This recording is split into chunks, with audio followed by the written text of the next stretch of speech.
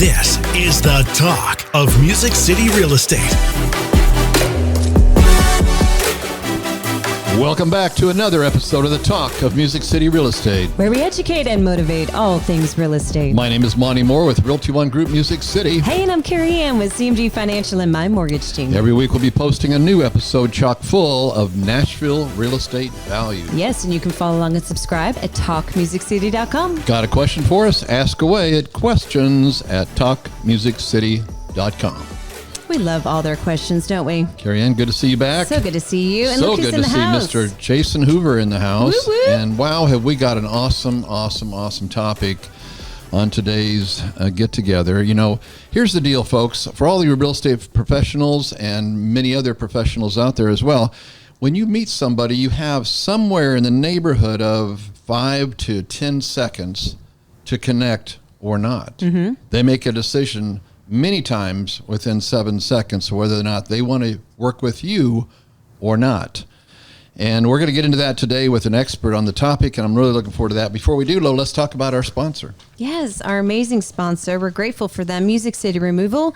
They're their #1 junk removal service in Nashville from residential, commercial, and construction. They're experts in remove junk. Their costs include labor and dumping fees without any hidden or added expenses. So whether you need a full clean out or just one item removed, they have you covered. The Music City Removal team knows the importance of respect and trust while in someone else's home.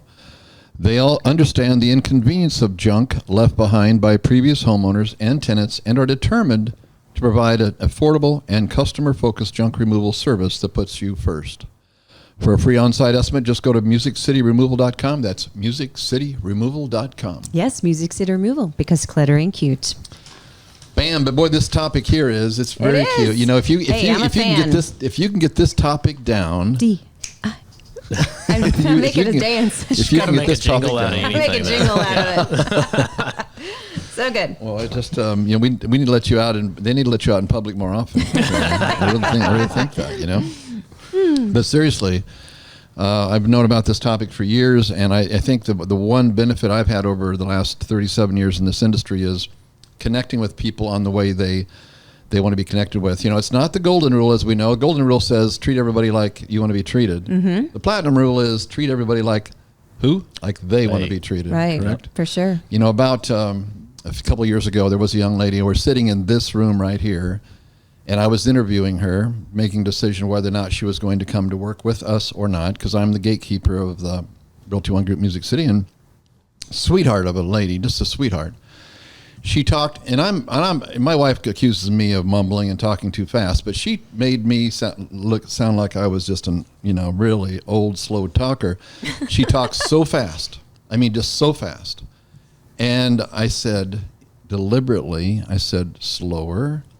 In these words, I said, "Well, Kelly, what would you do if you met someone who talked slower than you do, and maybe more intentional, maybe in their thinking about what and so forth, in that level of slow communication?" She goes, "Well, Monty, I just have so much to say. I have to say it fast because I have so much to say, and I only have a certain amount of time that I can say it in."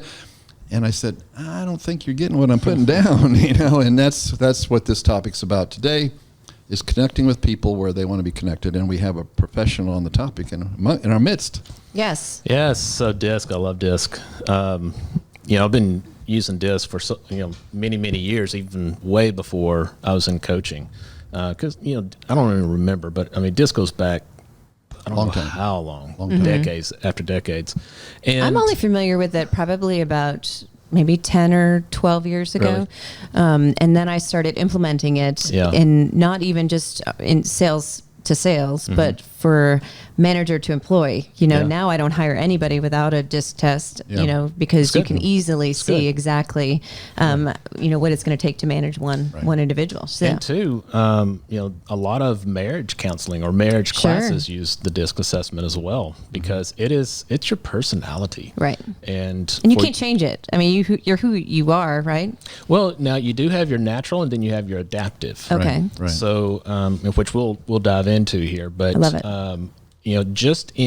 We're constantly being programmed every single day. So you're going to naturally change. It's not going to be great. I mean, you're not going to go from a D to a C or vice versa, but your rankings will change just through natural. I think part of it has to do with who you live with. Environment, yeah. Yeah. Going back to when I first learned about DISC, I fell in love with it. And so much I started, we would hire based on it as well. Mm-hmm. And whenever I got into my own coaching company, I decided to go ahead and get certified in it, and which I did. And, I would teach workshops on DISC. It's been a while. That's why I was telling Monte, I said, I'd love to talk about it. I talk about it at least one time a month with our agents. Yeah. But I would love to do a workshop for them, because I've seen the benefit of it. Mm-hmm. I've reaped the benefits of it. And I firmly believe that when you are serious about the DISC and assessing other people's personality traits, mm-hmm. it will increase your business. Huge. Yeah, It's got to. I mean, again, people do business with people they know, like, and trust. Which is the quickest way for somebody to trust you when they don't know you, mm-hmm. is to feel connected on a similar plane that you are. Mm-hmm. I'm like you, so you can like me. Right. Mm-hmm. What about our own personal self? Because I was amazing. I mean, I probably could guess my own traits just because they're very out there and loud. But sometimes I get loan officers, I'll use this example, who want to be a loan officer. So they're applying for the loan officer position. And I look at the DISC test, and they kind of just remind me of more of an operations mm-hmm. individual who would be more comfortable behind a computer versus out there, mm-hmm. because they want someone maybe to hold their hand or follow rules, et cetera, where, a more salesperson is more possibly that D personality mm-hmm. or I personality, that's open to communication. Do you find that even when we start to take the test ourselves, that we're like, I wonder if I can go further in my career if I was in a different career too? Yeah, absolutely. And, to that point, it's good. You have to know who you are mm-hmm. first before you can start understanding other people. And to that point, there's many different types of DISC tests. Sure. And I say tests, I should say assessments. Yeah. Because it's not a pass you or fail. You fail. I don't know. Maybe there are some. Not anything here. But there's different styles. I mean, there's DISC coaching, so that you can have your coachee take it, mm-hmm. so you know how to coach them better. There's DISC sales. There's DISC teams, where they all take the test, the assessment. Sorry. Sure. And it's mapped on the DISC, and you can see who works better with other people, right. and all these things. And so definitely as a leader, it's a big tool. Mm-hmm. How do you feel sitting between two D's? Well, being one myself, I'm fine. I think I could hold my own. You really think you're a D? Put them up. I got there's some D in there, certainly. But well, I'm definitely a D. I'm a driver. I mean, I get pushed down and I pop right back. I'm like that. Remember that balloon we used to punch back in the day with the clown? It would pop right back. That's who I am. Punch me down and I'm right back up. But and definitely a lot of I in our personality. You have to. Have that. I would think, in our industry. Well, and so one thing I want to start out with, because there's going to be a lot of people that don't know what we're talking about. Yeah, what they may is have DISC? heard of DISC. So I actually brought some of my material that I teach in class. Awesome. And so how do you spell DISC? D-I. D-E-S-I-K. Let's start there. The letters stand for... Well, the thing is, DISC is, so people tried to make it an acronym. Yeah. And it's not necessarily an acronym. It's classification. Sure. But if you wanted to go down that route, I did bring another one in here that has done that. So D, this one has it standing for dominance. Mm-hmm. You see other ones that are driver, that are determined. The I is influence.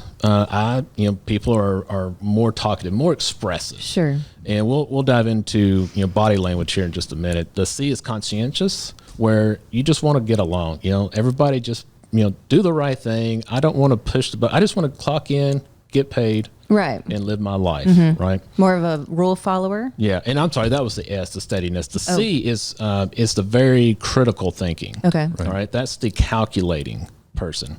got to know the numbers. Yes, Won't do anything about the numbers. And see, there's also DISC assessments that they have a supplement that have a motivator assessment, and it talks about what motivates these people. Right. And that's key, especially if you're a leader. Yeah. Because, what you think will motivate them to go to the next level, you're pushing something that's not even one of their interests. Like their love language, going back to that. Absolutely. Exactly. Because especially with the employees, if you're throwing money at somebody, throwing bonuses, and that is not their motivator, it's like an energy drink. Instead of, an energy drink, it'd be like, yes, that's great, that's fantastic, and then 2 hours later they crash. Oh, sure. Where what motivates them is recognition. Yeah, and going back to if maybe you don't have employees, but you have team members. Some people in the real estate world are growing teams. You can definitely use this to assist with that. It's a critical asset. Right. Huge. Right. I would never have hired Jason. And I wouldn't be working together if we had a team, because a team leader doesn't hire a strong D. Because and I'm sure you're in the same situation, I assume. Do you hire a strong D? No offense to any Ds out there, but do you feel like those people who want to become you, or maybe trying to get to be the top dog? Oh, no.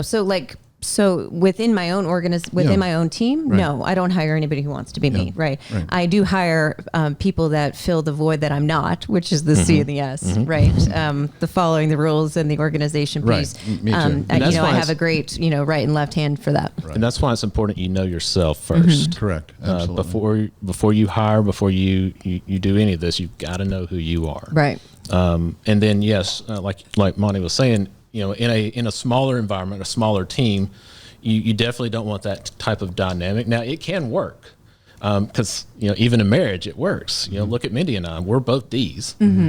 So she's a DI, I'm a DC. So we have to come to terms and understand each other. Right. Or it can be a very dynamic conversation. Let me D all over everybody. I get the last word. Yeah. But as you grow your organization, then there are going to be opportunities. You would want to play some D people in those positions to drive, as you march along. It's interesting you say that, because I had a previous ops manager that was definitely a CS situation, and I felt like I was doing this. Yeah. Like I was dragging. Come on. Because I'm so let's go. We want to close it, and so quickly. And there was a lot of time to think. There was needing some thinking time, and so when I moved into a different individual for that role, I wanted D somewhere in the mix of that, so they could push themselves versus me, because I wasn't able to be there. So it is important to know what you're looking for. In a team member. Super key. One thing to know is that we have some of all of these in us. So it's not saying I might follow the rules sometimes.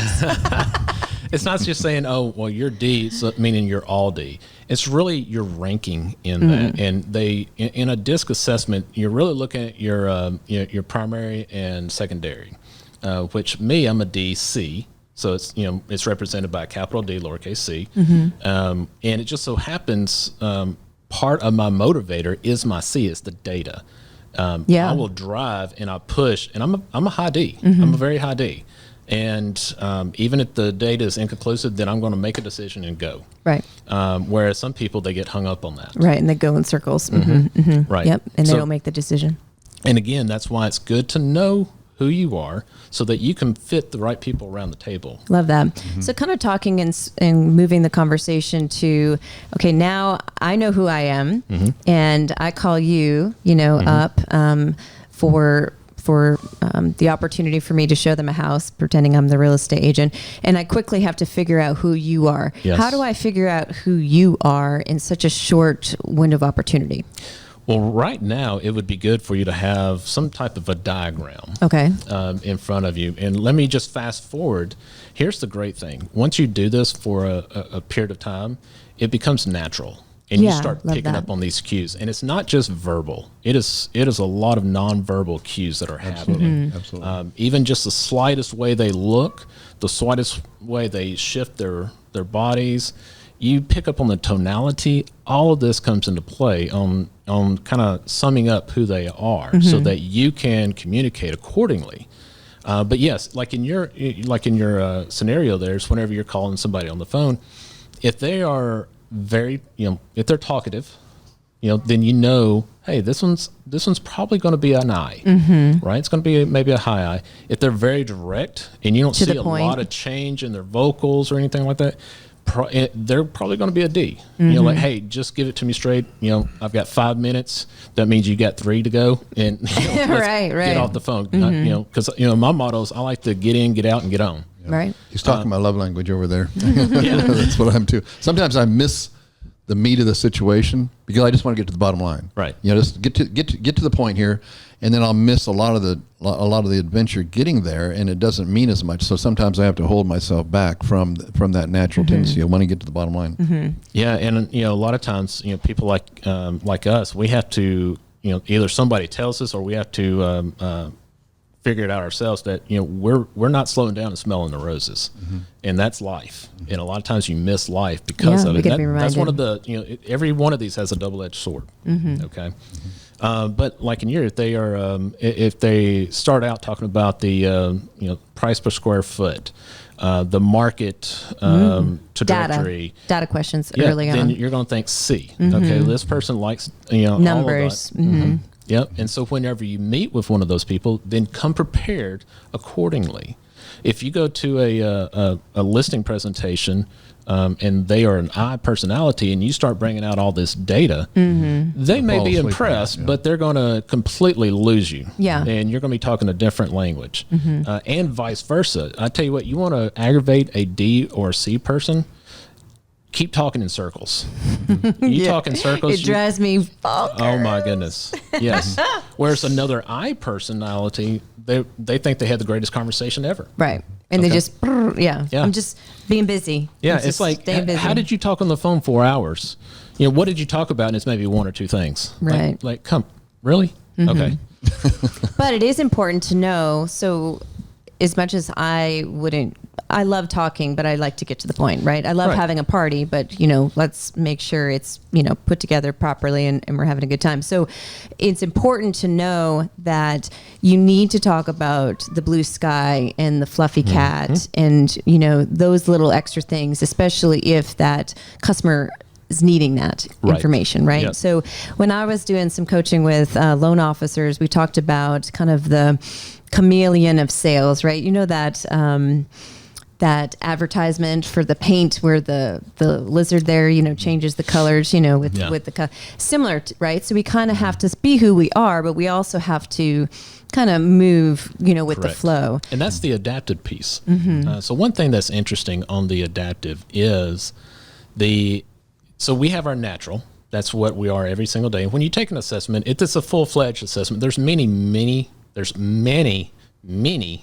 assessments out there that don't give you the full gamut.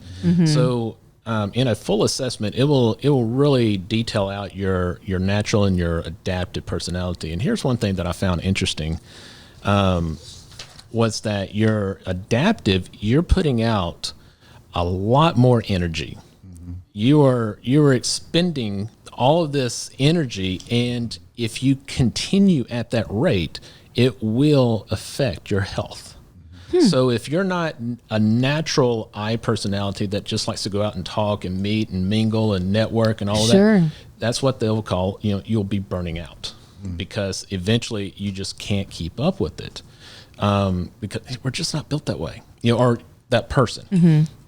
Like, if I go to a networking event, 20 minutes, I'm done. I'm good. Whereas another person can go, to one networking event and close it down and be ready to go to the next one. So the knowing who you are, especially in real estate, then whenever you're talking to a client that, okay, well, I'm an I, scenario. If I'm an I and I'm talking to a C personality, at first I may get the impression that they don't like me. I'm talking about how great the neighborhoods are. I'm talking about how wonderful, Franklin is to live in, and the historic. And the C is just really wanting the data, and they're very straight, and they to the point I would perceive that they were rude, but they're not. Right. They're just being who they are. So that's why it's so important to know yourself first, and then start picking up on others. Being somebody that I possibly don't see clients as much as you do, right? So if I was to write you this long, fluffy over the top email and you are a D personality, you're just like, whoa, this is too much. You're not even going to read it, probably, right? You're going to just want to get to the point. Where's the highlighted bullet points, right? And so we've moved even to the direction now where we, in the application, we ask, would you like more education on, what we're talking about, or would you like everything in bullet point form? Right there, I'm quickly trying to get to the point. Are you a D personality? How do you want your communication, right? Straight or not? Because the person that wants it straightforward, they're going to be annoyed if I talk about the blue sky and the fluffy cat, within the conversation of their mortgage. So it's really important to know that information early on, for sure. Yeah, I think it's a great tool that we have it with Sync. That they ask that question and they communicate to the clients based on their personality type. Huge. That's a huge deal. And there's so many positives, and also they call it strengths and weaknesses, right? And probably they break it down more in the DISC as well. There's different personality tests out there, but it's amazing when you start to read both and educate yourself on both the weaknesses of one personality and the strengths of another, because you can use that to benefit you throughout your career as well. As in, they're probably going to struggle with this, right? And they're really going to shine with that. So it's important to not just to learn it basically. It's the basic form of it. It's really important to learn both sides of it. People's strengths and weaknesses with it all. Well, and you'll also find people, well, I don't like to be classified. Well, I get that, but you are, whether you like it or not. Sure. You're taller, you're shorter, you got gray hair, you're brown. I mean, it is what it is. Right. And, but whenever you're building a team or you're doing anything like that, if you are a D, like you said, you don't want to hire immediately another D. So then you're looking at what is it that I need on my team? Do I need a showing assistant? Do I need a contract to close? Those are two totally different people, right? If I need a contract to close type person, I'm looking more of the CS type personalities. If I'm looking for a showing assistant, I'm looking for the I personality. That's probably an I, maybe IS, maybe ID. Most real estate agents are in the vicinity of a DI-ID. Because Ds typically are the entrepreneurs and Is are typically the sales. Huge. But do you find, though, that there's some real estate agents, even in mortgage lenders as well, that are in that profession that are not DIs because they're trying to force themselves to be something naturally they probably won't excel in? Well, myself, I'm a DC. I don't have the I. Actually, I is the lowest of the four for me, which makes, because I know that, I know I have to approach lead generating differently. And because if I was to go out and just do cold calls or calling FISBO, just talking on the phone constantly, I would burn out quick. And I've tried it. But it doesn't mean you can't make it. And it's just know your strengths, know your weaknesses, and then you hire for those weaknesses. Sometimes people that are really have a strong personality, right? They can talk to anybody, which would be your I. Like you. Like you. I do. I'm stop talking.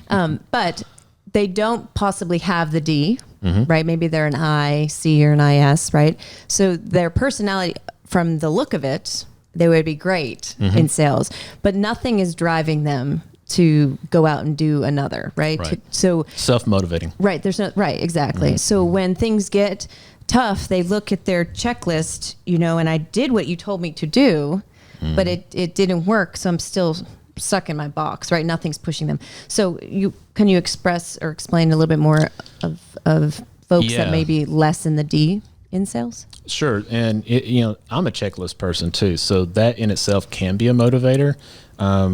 Because I want to get them all checked off by the end of the day or the week or what have you. But I've seen the ones, because I've coached many of many of agents. Sure. And I've seen that type, and it is more of a struggle. And I have a candid conversation with them. Hey, listen, this is where you're at. This is what's going on. And this is why you're struggling with it, because, yes, you've got to be intrinsically motivated to go out and find this business. You can't just have it handed to you. If that's the case, you may want to look on a team, right? Or you may need to look at a different profession. So it's not saying that they can't. It really depends on their full report. And that's why I really like people to take a full-fledged DISC assessment instead of just those mini ones, which the mini ones are great. I mean, Yeah, it gets you in the right quadrant, generally. But to really, truly understand yourself, take the full one, because those are about maybe, I think the ones that I do are about 70, 80 pages long. Okay. A lot, I mean, it's very in-depth. Wow. And like, the debriefing of it is over 2 hours a person. Wow. Yeah. But that's when, based on all of this information, is sales going to even be a good fit for you? Are you even going to enjoy it? But when I say sales, so I'll use my partner. He's a very high I, and I would say there's D there, right? Because we battle heads at times, but we complement one another really, really well. We've been together now 13 plus years, but he is totally comfortable with me making the hard decisions to go out and find, the new business. And he's comfortable with the calls coming in and him being his personality and following that CS, scenario. Right. And so, yes, you can do sales. It just might be a different form, right? When I look at loan officers and they come in and they do not have that D, I'd look at them more of a team member, a great loan officer sitting within an organization or, working underneath another, driver per se. So even, like your S personality that they don't like to rock the boat. They just tell me what to do. I'm going to do it. I'll do a good job. They're good for inside sales, as they're fielding calls. Right. You ask them to make the calls, that's a different story. But if they're fielding calls, they're more apt to, because, okay, this is my job. These are my scripts. This is what I need to do. And they could be really good at it. That's why it really takes a full-fledged assessment and knowing that person. But that person can soar and do amazing things and hit every, goal that they have within that. You got to know what your deal is, Right. though, so you can get in that position and strengthen those muscles rather than trying to work out muscles that aren't yours. Yeah. Because a lot of times we get aggravated with ourselves simply because we are ignorant of our own personality.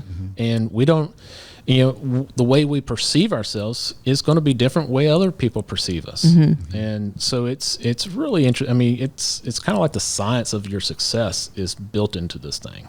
I love it. We had a class at the RG office with Alyssa, and we talked about, kind of a bag of goodies with your listing presentation, and it was so important. If I was a real estate agent, I would come prepared for the D, I, C, and S, because you never know which one, and you're going to quickly know when you're there which one's going to shine more, right? And so you're prepared. Yeah. Because the biggest thing you don't want to do is like, oh, I wish I thought of that, and I wish I was prepared for that, type of thing. Because, I'm bringing the champagne and we're cheering, we're having a great time, but that may be not what you need, but it may be what you need. You just never know. You're going to need the data, you're going to need the marketing strategy, right? This is what my plan is. And then also, that driver personality that, if they say no, you're not accepting it, and you're going to come back with another, angle, per se to keep fighting for that position. So I think it's super important. I think there's good questions that you can ask before you ever get to that appointment to better analyze who you're dealing with, who the lead person is. How do you like? Do you prefer written? Do you prefer verbal communication? Those kind of interviews. But let's get into a practical scenario here, Jason, for a second, for the agent listening in.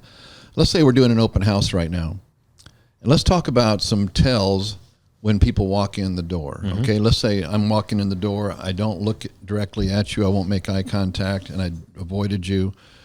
Is your being outgoing to me going to be what I'm looking for, or what would you say to respond to that scenario? Yeah, so very good one. Obviously it's going to be situational and the environment, but if they came in like that, first, are they walking fast? If they're fast paced and they're not really wanting to connect with you, I'm going to think D, because, they've got somewhere to go. They're looking at a home and then they got to go. If they are just kind of moseying around, then that's probably going to be a C, not necessarily an S, because an S is going to be look you in the eye and still be friendly, but probably maybe a C, because they're very calculating and they're thinking a lot. They are the main thinkers of all four of them. So whenever they approach, then you want to acknowledge, and don't be over the top with them, because that's just going to make them feel uncomfortable. It's so critical, just as you started out with. I mean, you have such a short time frame to make a good impression with these people coming in. So basically, if they were coming in, I would still greet myself, hey, great, thanks for stopping by. And we always give out the MLS information first. And without diving into the whole open house, we also ask for feedback and all that. But I'm not going to talk to them very long. I'm going to let them go and then catch them on the back end, because they have that personality style. And what they're telling me by their nonverbals is that I just want to see the house. All right. If I start talking to them, I've already lost them. Right. They don't feel like they can trust you if you're not connecting that scenario. And they're going to love you for it. They're going to love you. So you gave them space. Right. And, and I used the example too. We had a buyer consultation with the husband and wife. And this is something that, I get asked a lot. It's like, well, what if the husband and wife are different? And I tell them, well, they're mostly going to be different. Right. So, you speak to them, how they want to be spoken to, like the platinum rule, treat them how they want to be treated. So the husband was a very high C. I could tell just by talking on the phone. They were coming in from out of state, and not California, Maine, actually, the other side. But the wife was a high I. So you had these two great dynamics. And so in the preparation was I gathered up the RealTrax data. I had the charts. I had the numbers, the different neighborhoods, all of this stuff for him on one side. Then I had all the great information, fun facts for her. Restaurants, famous people. Exactly. Yeah. And which, comes from your list reports that I love. It's one of our favorite things. Cool. But she loved it, and so it was kind of funny. I said, I know that you love the data, so I prepared a special thing for you. I forget its name by now. This is 2 years ago. And then the wife and I had a great conversation. That's how you can meet both of them where they're at. Yeah, I think that's important. When as a buyer, I don't show my eye. That doesn't come out initially, type of thing. But I'm straight to the point. Yeah. Because I'm figuring out if you actually know. Turn that D on all the way. Is. It's off. And that's even if I'm shopping for clothes. I don't look at you. Yeah. I'm just straight. I don't have time. We got to get in, got to get out type of thing.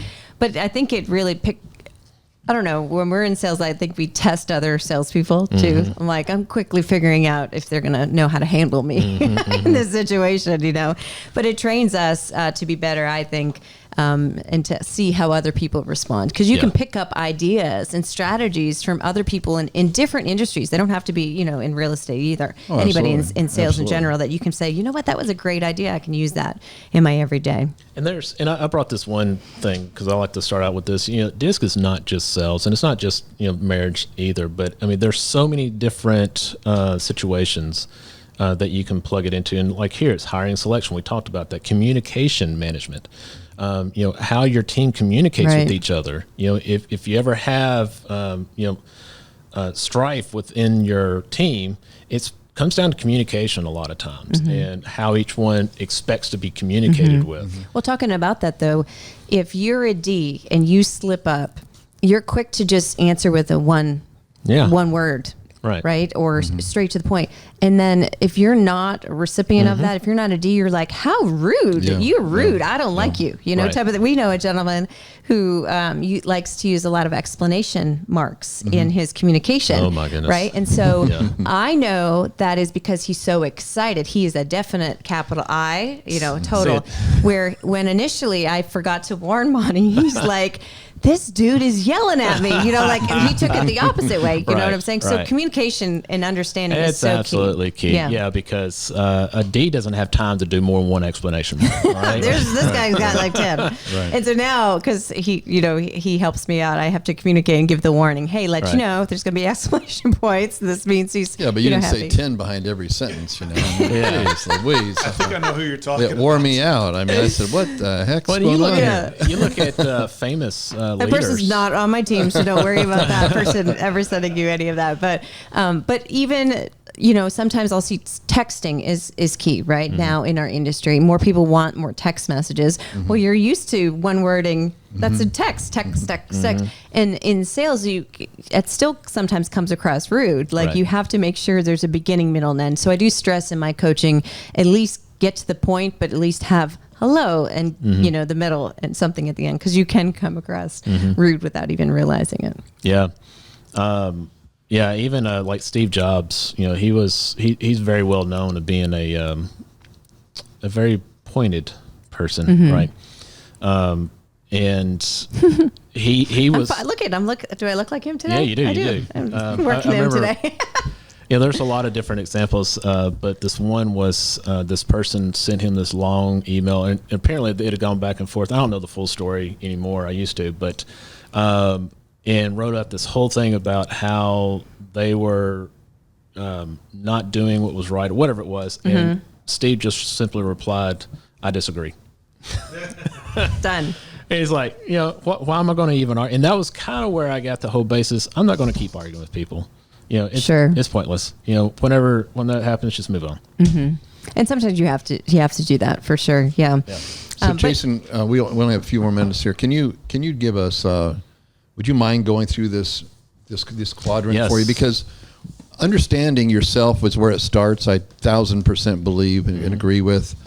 The next thing is, okay, what is the best way to respond when okay, I've identified this is a D or this is an S or this is an I. What are some of the key things? And I think that I love this document you have here. Yeah, so you have 4 quadrants here, and let's start with the D. The D, we talked about, it could be dominance, it could be driver, direct, whatever you want it. So in order to talk with them, we got some points here. It's, make communication brief and to the point.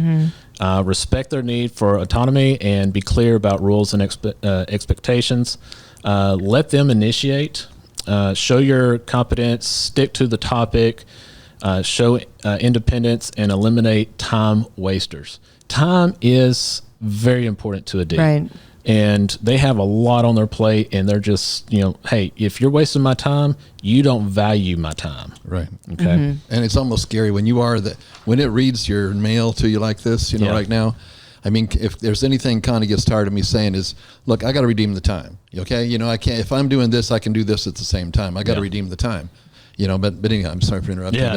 I do find myself going, this is so rude. So I'm just letting you know it's rude. But I'm like, I got 7,000 things happening, and someone's trying to tell me something, and they're in the doorway of my office, and I'm like, get to the point already. Right. Get to the point. Give me right from A. I need the end. What's the end? Are we in? We out? We be approve? We're prepared for. Yeah. So be prepared. You got Moving right along. Love you, Carey. Oh, I know. You're a D. You're rude. Love you. So whenever you meet a D person, be prepared for blunt and demanding approach. See? Lack of empathy, lack of sensitivity, and little social interaction.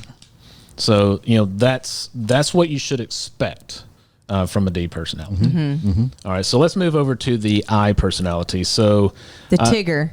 The Tigger. Is that the bouncing? I always think of that as that character. Yeah, just like an I to change this to animals. I have an 8-year-old at home. I'm sorry, I don't know. He's like, what are you talking about? Oh, Winnie the Pooh. All right. So at least he knew what I was talking about. All right. They have an influence. So influencer is, approach them informally, be relaxed, sociable, let them verbalize thoughts and feelings, keep the conversation light, provide written details, give public recognition for individual accomplishments, and use humor. So now be prepared for attempts to persuade, influence others, need for the limelight, overestimating self and others, and emotional responses. Tears might be involved. Tears may be involved. All right. The S personality is you need to try to be warm and supported, give clear expectations and deadlines, allow precedent to be a guide, provide a consistent and secure environment, let them know how things will be done. That is huge for them. That's why, do y'all know that most people fall into the S quadrant? Wow. You know why? Because most people are employees, right? They're not business owners. Yeah. They are ones that they don't mind going to a cubicle and sitting there as long as they have security in their job and they're happy. Okay. So use sincere appreciation, show their importance to organizational good. Okay. Now be prepared for friendly and warm approach, slower to change. They don't like change, right? You move their cheese and it's a bad thing. The world's come to an end. Right. Difficulty prioritizing and difficulty with deadlines. All right, let's move to C. So you need to try to be logical and systematic, value high standards, be precise and focused, provide background information and facts, be tactful and emotionally reserved, show dependability, give time to prepare. And you will be prepared. The D doesn't have time for them to prepare. No. Now, be prepared for whenever you're talking to a C for a lot of questions. A lot of questions. They ask a lot of questions. Resistance to vague and general information. They'll always want to Specifics. dive in and get clarity on it. Desire to double check it. Little need to affiliate with other people. I think this is a good one to you can not necessarily always classify people based on their occupation, but I came from an environment in Florida years ago where half the population, I think, were engineers because of the Cape, being right there. And I'll never forget one time showing property to a family, and the guy says, I need to know what the average utility bill difference of the 4 bedrooms facing south and the 3 bedrooms that are facing north. Wow. And it's like, okay, my only response was, well, Mr. Buyer, if I find that, are you ready to make a buying decision today? I mean, I don't know what else to say. Who cares about that? I mean, I think, well, what a complicated world. But if you're that C, I apologize. I'm not making light of it, but it is sometimes a real stretch for some of us personalities to really embrace the other. But boy, I'm learning to be great, especially as a leader. You've really got to be able to be sit there. Patiently and let everybody process them being themselves, and then cover. I have overactive empathy gland is one of my biggest challenges, and I'm not sure where that lies in here. Probably in the S, I guess. Yeah. But I'm too empathetic sometimes, and I feel their pain to a point where I might be in tears myself, which is really a dynamic struggle for a D. I'm telling you, you want to slap yourself upside the head. What's wrong with you? Well, anyway, when you're looking at polar opposite, the opposite sides here, like a DS, you have internal conflict, and you're battling your own self. Exactly. And just like with a C and I, anytime you do that, it's a struggle within, and it's hard to do. Well, being a leader in general, I mean, you lead other sales people, so there's an assumption that maybe everybody's the same, but we're learning that that's not true. Right. One that has all different personalities, and who's a true DI, you have to hang on, you have to do things that make you remind yourself that you have to slow down, you have to ask, I don't need to be told I'm doing a great job, but somebody else possibly does. So you have to be mindful that you do have to do that, and those kind little notes go a long way to that individual that receives that better than somebody else. And so that's more valuable to some than money. Yes, right. Recognition. Yeah, because I would be like, I don't understand why the needle's not moving because there's a bonus here. Yeah. But that wasn't. If I was offering Friday off, wow. Amazing thing. You know what I'm saying? Time versus, money does go a long way, or the recognition of winning that particular award or something like that. Right. So key. This is great information. Jason, thank you so much for coming on here today and sharing this in depth. And we could spend all day on this, I think, and I love it. It's helped me so much to better understand myself and understand others. I would challenge anybody watching this, if you haven't ever taken a DISC, certainly do that immediately. I mean, the DISC test. If you have taken one maybe a few years ago, take it again. And I think you'll be surprised that you might have adjusted some. I know I have. I used to be a DI. I don't know how I was ever that way, but then I moved to DS, and now I'm a DC the last time I took this. And I think it has a lot to do with your scenario that you're living in, your environment. Yeah, it's the programming. You know, it's everything in our life every single day. It's that programming that changes you. I've been a DC for a long, long time, but now because of programming and just naturally, just business, I am a higher D and a lower C than I was before. And I think it's you being a team with your wife, kind of filling in the opposites, make for a grander team too. So I think that's so key when you're looking to build something amazing. Fill in all those pockets that are lacking a little bit. So thank you, Jason, so much. I've learned a lot pleasure. today. It's a great refresher. Good Thanks reminder. everybody for Great joining reminder. us this week. We can't wait to have you come back next week. You've been listening to The Talk of Music City Real Estate.